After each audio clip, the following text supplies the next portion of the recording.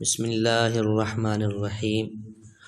قرضہ اتارنے کا وظیفہ یہ بہت ہی زبردست اور لاجواب وظیفہ ہے۔ اس کے متعلق آپ کو ایک واقعہ بھی حدیث پاک کی شکل میں سناتا ہوں۔ مروی ہوا کہ ایک مکاتب اس غلام کو کہتے ہیں جس نے اپنے آقا سے مال کی ادائیگی کے بدلے آزادی کا معاہدہ کیا ہوا ہو۔ یہ جو تعریف میں نے بیان کیا ہے یہ مختصر القدوری کے اندر ہے، صفحہ نمبر 171 171 کے اندر موجود ہے۔ یہ جو میں نے مکاتب کی آپ کو تعریف بیان کیا ہے۔ آگے فرمایا کہ حضرت مشکل کشا علی المرتضیٰ شیر خدا کرم اللہ تعالی وجہ الکریم کی بارگاہ میں عرض کی، میں اپنی کتابت یعنی آزادی کی قیمت ادا کرنے سے عاجز ہوں، میری مدد فرمائیے۔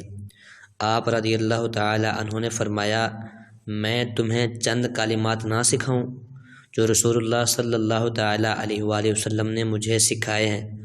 اگر تم پر جبل سیر ایک پہاڑ کا نام ہے، جتنا دین یعنی قرض ہوگا، یعنی کہ اس پہاڑ کے برابر بھی اگر آپ پر قرض ہوگا تو اللہ تعالیٰ تمہاری طرف سے ادا کر دے گا۔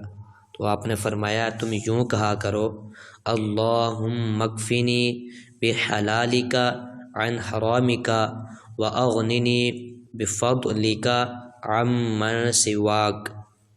یہ حدیث پاک ترمذی شریف کی ہے، جلد نمبر 5 صفحہ نمبر 329، صفحہ نمبر 329، حدیث نمبر 3574 3574۔